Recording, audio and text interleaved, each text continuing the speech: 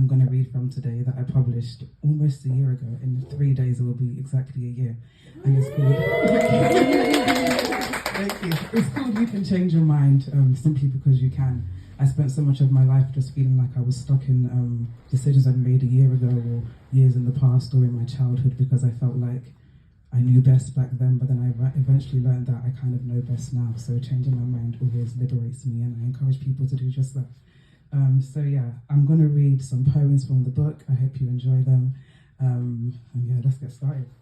So this first poem is called Company, and it's simply about appreciating the fixations you had in the past that you're no longer fixated on, the hobbies that you grew away from, and the time you shared with people that you aren't with anymore, and just to kind of thank them for keeping you company. I give my dying passions a warm goodbye. Thank you for helping me. They are loves I am no longer fixated on, unfinished stories with pens drying beside them, and movements that I grew away from.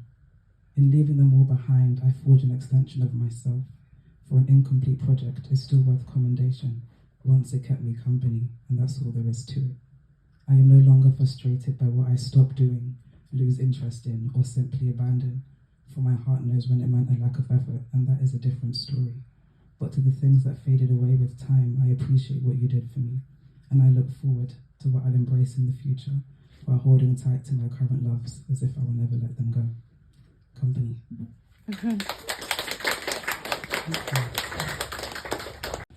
I wrote this on my friend's birthday. It's her birthday tomorrow, by the way. Her name's Kalia. She's sitting right there. It's ironic. It's actually quite circular, because I wrote this on February 23rd, 2021, I think, and I was sitting in the park, and it was just a really beautiful sunny day, and I think I just got off the phone with her, and she was having a good morning too, and it finally felt like winter was over, so we could like breathe and be happy again. So this is what this poem is a reflection of. Did you sleep through what you thought was winter with 2 blankets, only to open your eyes and find that it was still dark outside, making you roll over in bed and stay there for longer?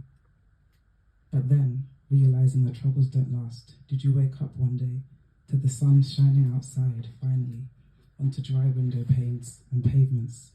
Has it happened yet that you feel optimistic for the year ahead, despite the chaos all around and the uncertainty of each moment? Among it all is joy filling your heart slowly but surely from the bottom up, lovingly threatening to stick around until the end of year celebrations. Have you yet recognized the power to do anything you wanted as the thing that you carried in your arms day and night throughout the season, as the dark sky overpowered the presence of light in your life? Are you now seeing what is confirmed as hope at the end of your tunnel? They said things are looking up, but now it's the first time that you felt that. Now it's real. You made it through winter, whether you dragged, drugged, persuaded, or willed yourself to do it. In the face of all your tribulations, you did it, and you will do it again, just like you always have. Yeah. This one is called That Was Me Once. It's a bit sad, but I hope you just follow the story with me. I cried when they prayed for that baby, and I knew exactly why. He was only 4 years old, and before him stood so much light and love. And I thought to myself, that was me once. So ashamed of my self-concern, I closed my eyes and I stretched my hand out further, wishing him favor and peace. That was me once. The thought purged itself as hot tears, burning my eyes open and catching my throat.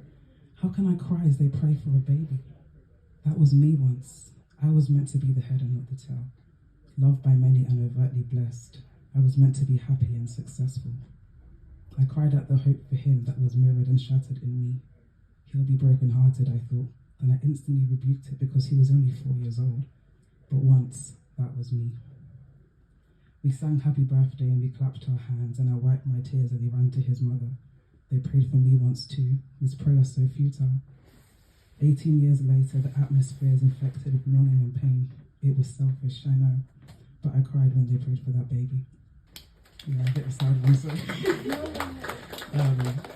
But yeah, sometimes you just look at children and you're like, oh, if only you knew what was wrong.